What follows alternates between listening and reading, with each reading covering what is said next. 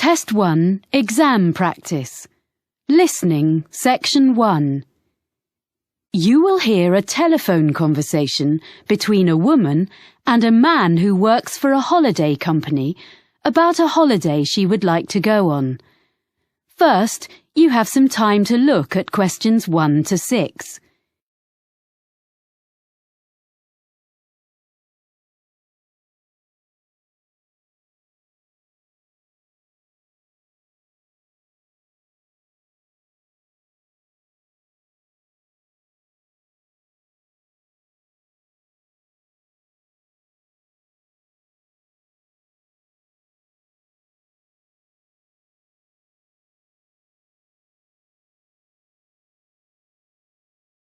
You will see that there is an example that has been done for you.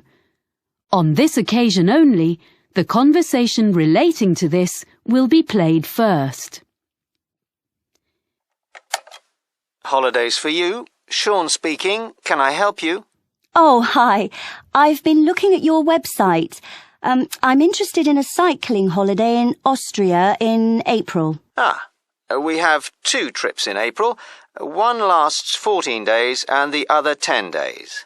I think the 10-day trip is better. So let's see. I've got a calendar here. What are the dates? The length of the trip that the woman chooses is 10 days, so 10 has been written in the space. Now we shall begin. You should answer the questions as you listen because you will not hear the recording a second time. Listen carefully and answer questions 1 to 6.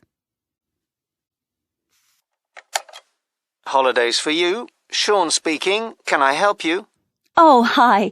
I've been looking at your website. I'm interested in a cycling holiday in Austria in April. We have 2 trips in April. One lasts 14 days and the other 10 days.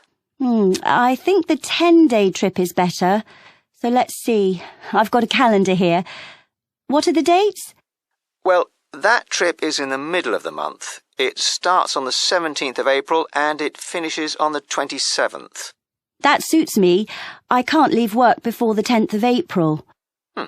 Let me see if there are any spaces. Is it just for yourself? Myself and my sister, so 2 of us. Yes, we have spaces. Is it a big group? At the moment, there are 12 people booked on this trip, and with you 2, that will be 14. The maximum number is 16, so it's almost fully booked. We can't go over that because it's hard to keep a larger group together. I need to check that I'm fit enough for this, but the distances look okay. The website says we'll ride approximately 45 kilometres a day. Is that right? That's correct, and I've got the exact distances here. It really depends on which part of the trip. Some days are only 35 kilometres, and some are more, but you'll never have to cycle more than 50 kilometres in one day. Oh, okay. I can manage that. And we stay in hotels? Yes, they all have restaurants, and the rooms have ensuite facilities. And do they have pools? It's how I relax after a long day. There is a swimming pool in a few of the hotels, but none of them has a gym. I don't think we'll need a gym after all that cycling. I'd better find out how much the holiday costs before I get too excited. Including flights, it's £1,177 for one person. Oh, we'll book our own flights on the internet. That's just £1,013 then. And we can book insurance for you if you want. And which meals are included in that price? Well, breakfast, of course, and the hotels will provide you with a packed lunch each day. We do stop during the afternoon in a village somewhere for a rest, so any snacks you buy then are extra.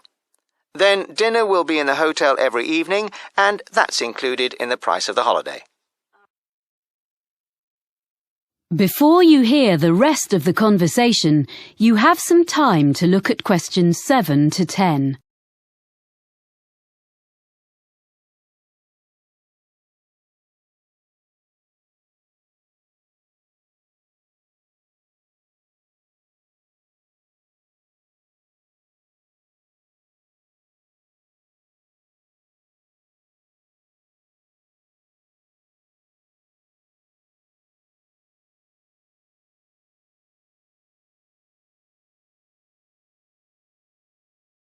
Now listen and answer questions 7 to 10. And you provide the bicycles, of course. What else? A lock and a bell come with the bike, as well as lights, although you shouldn't need to cycle in the dark. There's a small bag, or pannier, on the front of the bike, where you can put the things you want to take with you during the day, like water or fruit. But we won't allow you to cycle unless you bring a helmet. We don't provide these locally because, like walking boots on a walking holiday, it's really important it fits properly. OK. If there's any special gear you need for your holiday, we recommend a particular website, and you can get a discount by quoting your booking reference. Great. What is it? It's www.ballantine.com. That's all one word, and I'll spell it for you. www.ballantine.com. Good. I've got that down. I've been looking at your website while we've been talking. I see we cycle along the River Danube. Yes, it's one of Europe's most well-known areas for cycling. It looks fascinating. Lots of beautiful countryside and things to see. I should warn you that we do reserve the right to make some alterations to the route if the weather is bad. Some of the tracks sometimes get very muddy. OK. Well, hopefully it won't rain too much. I know we stop in towns and villages, but do we get a chance to look around? Because I'm really interested in history. Oh, yes, you get opportunities to explore. Is there something in particular you want to see? There's a theatre in a town called Grine. A friend of mine went there last year and said it was amazing. Let's see. Yes, there's a guide who'll take you round the building. We don't have any other tours arranged, but you can visit several castles and museums on the holiday. Well, thank you for all that information. I'd like to book that then. Right. Well, I'll just... That is the end of section 1. You now have half a minute to check your answers.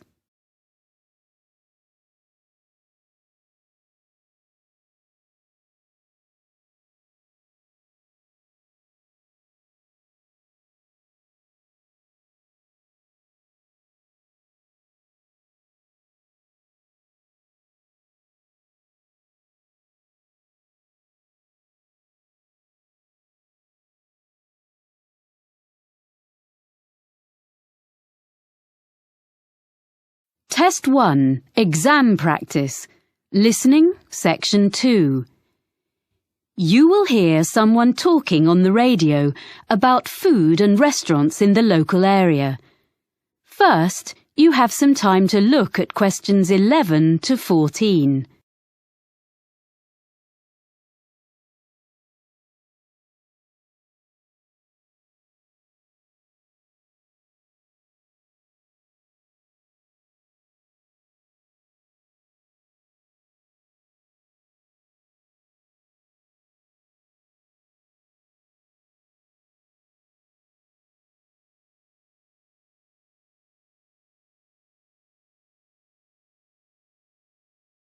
Now listen and answer questions 11 to 14.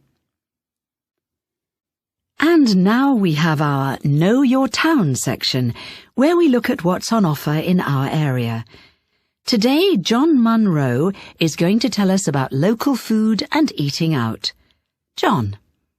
Well, most of us buy our food in supermarkets these days, but we're very lucky having a wonderful market here.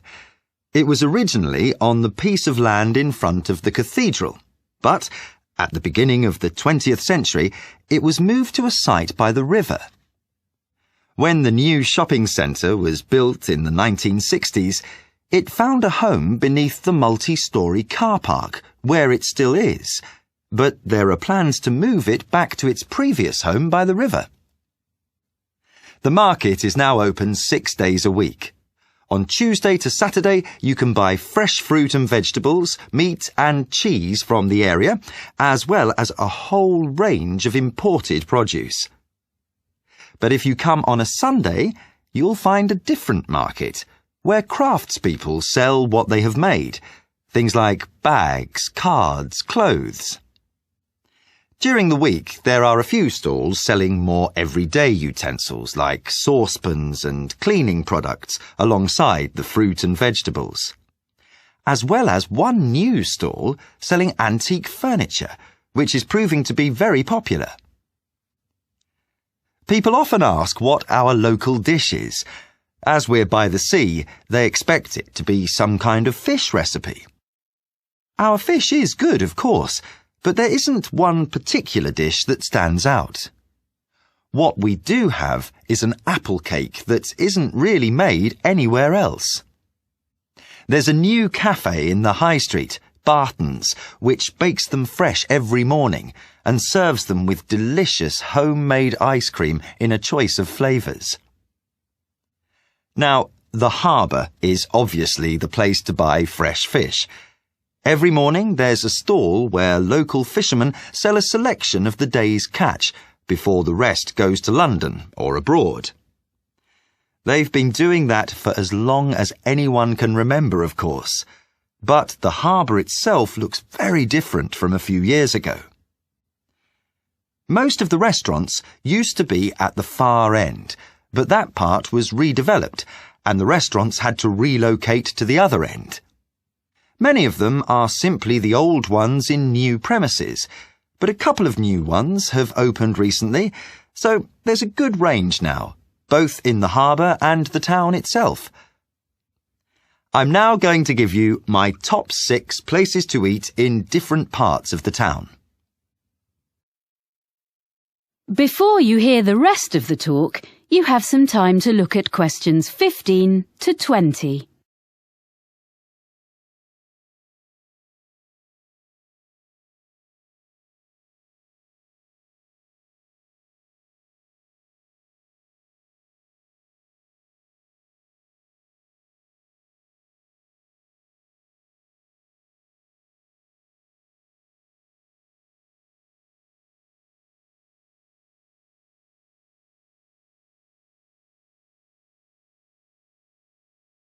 Now listen and answer questions 15 to 20. So, number 1 for me is Merivale's, which is in one of the busiest parts of the town leading down to the harbour. It's in a side street, so it doesn't look out over the water, but it's very close, so you can take a walk after your meal and find one of the cafes with live music. At Merivale's, you can enjoy delicious fresh fish and seafood. The friendly staff offer very attentive service and a really enjoyable evening. The lobster pot is on the main road going down to the harbour, so it also misses out on the sea view, but the food makes up for that. It serves a huge range of fish and seafood, as well as vegetarian and meat dishes, so there's something for everyone. Prices are from mid-range to fairly expensive, so it's really only for a special occasion. Ieltstr is in the city centre and is a very upmarket restaurant in the evening, but during the day it serves lunch and coffee. It's on the 20th floor above some offices, and it's a great place to sit for a while, as you can see most of the city spread out from there. It does get very busy though, and you may have to wait to be served. Not far from the city centre is the Cabin, which is on the canal bank. You can't park your car there. It's a 15-minute walk from the nearest car park, but it's very peaceful. A good place to relax away from the traffic. It's not cheap, but it's an ideal place for a long lunch. The Olive Tree is a family-run restaurant in the city centre offering beautifully prepared Greek dishes. It's well known locally and very popular. Service can be slow when it's busy, as all the food is freshly made. There's plenty of room, and on Friday and Saturday nights, the wooden floors resound with live music and dancing, which is certainly worth going for. The last place I want to recommend has only just opened in a converted school building. The old school restaurant has been very cleverly renovated. The use of mirrors, plants and the colours on the walls makes you feel as though you're in a large garden instead of the city centre. There are only a few dishes on the menu, but they change every day. So, Tanya, That is the end of section 2. You now have half a minute to check your answers.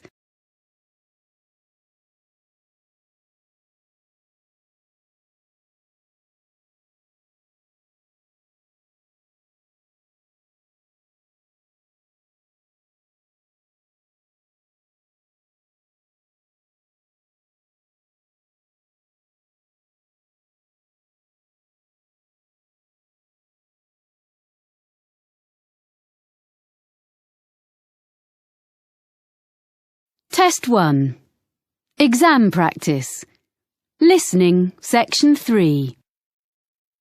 You will hear 3 students on a media studies course talking about a film they are planning to make. First, you have some time to look at questions 21 to 26.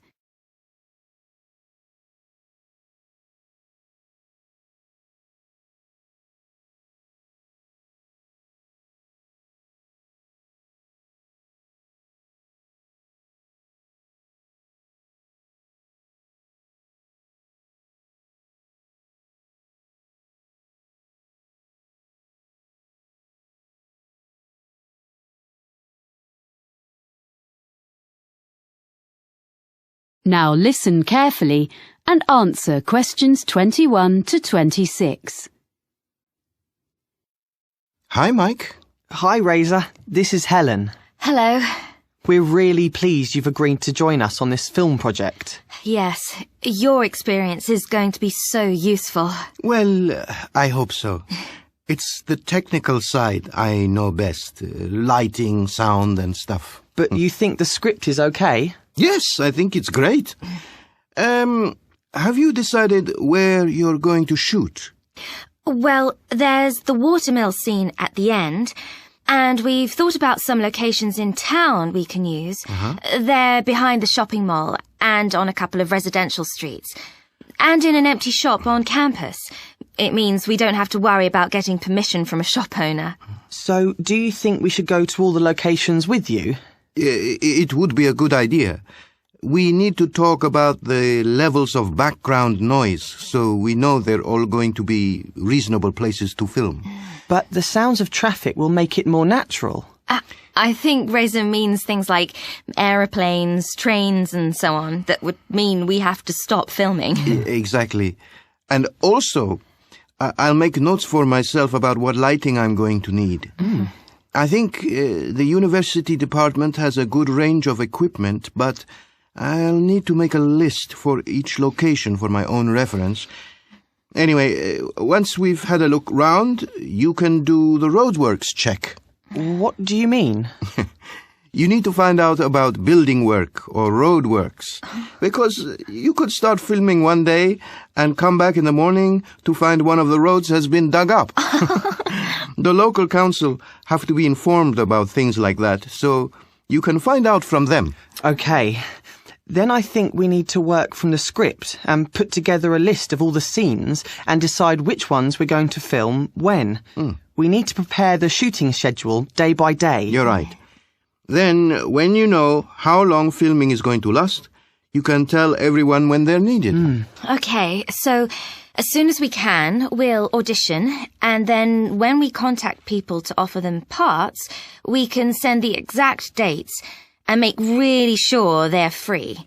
Because often the actors are all enthusiastic, but then when you try to pin them down about whether they're really free at that time, you find they've got exams or something, or they're off to a festival just before, and you have to rush about looking for replacements. Then we need people who can take over the main parts if one of our stars falls ill or something. Yes, I agree. So offer the main parts to the people we really want, and then look at other volunteers who were okay. Yes. We can select the understudies once the main roles have been confirmed. So, once we've got that sorted, and we've held all the rehearsals of the main scenes, we'll be ready to start filming. Yes, that sounds good. Anything else? Just housekeeping, really. We don't actually need costumes, because actors will wear their own clothes. My family has agreed to lend us some pieces of furniture which we need, so we'll go and fetch those the weekend before we start. We'll provide food and drink during shooting, so I'm going to borrow some cool boxes. And I've got a little van. Most of the locations are within walking distance of the halls of residence anyway. The only one further away is the watermill. Ah, yes. Can you tell me about that? Okay. Hang on a minute. I'll get my notes. There's a plan in them. Before you hear the rest of the conversation, you have some time to look at questions 27 to 30.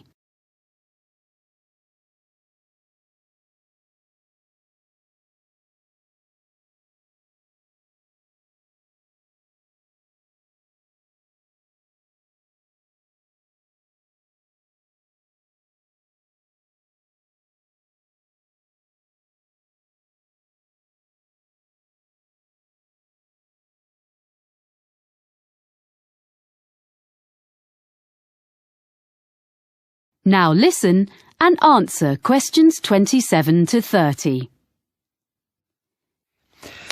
Here's the mill. You see, basically you have a vertical water wheel which was used to power the grinding stones. It sounds really interesting. Will we film inside? Yes, that's where the final scene between the girl and the man takes place. Our plan is to fix one camera outside by the window next to the door to film through the window, and then have another handheld camera inside the mill. That means we can get two views of the same scene.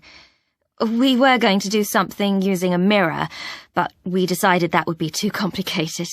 Yes, by doing it that way, all we'll need is lights on the inside, next to the wall behind the wheel, which can shine across to the opposite wall. Will that give enough light? I think so, because the scene is in the evening. It shouldn't be too bright. The actors will be carrying torches too. And we'll have an old screen made of wood just inside the door, because it's a new door and it'll look wrong. The lights won't shine directly on it, so it'll be fine. So you won't actually show the door open? No. There's a huge box on the floor against the wall farthest from the wheel. We'll see the girl approaching the mill on her bike. Then we see through the window and the man is inside looking at it. Then the next shot is the girl in the room with him opening the box. So it'll be a mysterious ending. Yeah. Well, I think it's going to be a great project. Good. Thanks. That is the end of section 3. You now have half a minute to check your answers.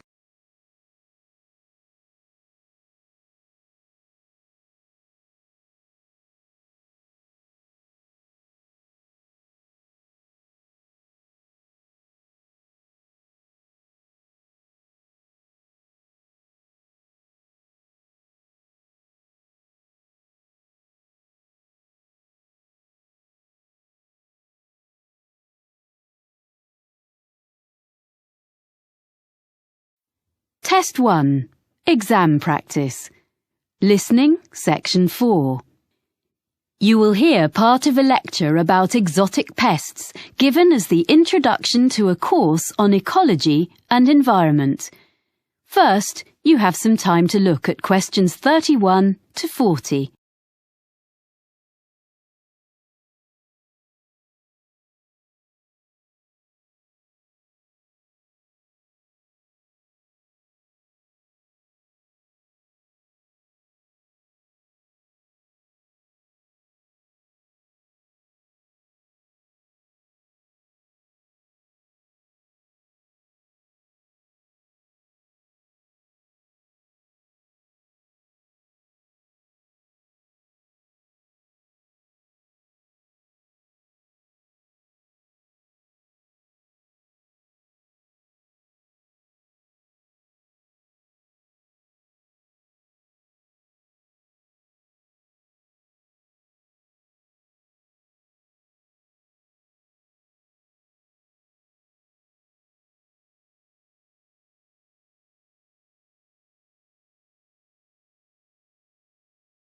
Now listen carefully and answer questions 31 to 40.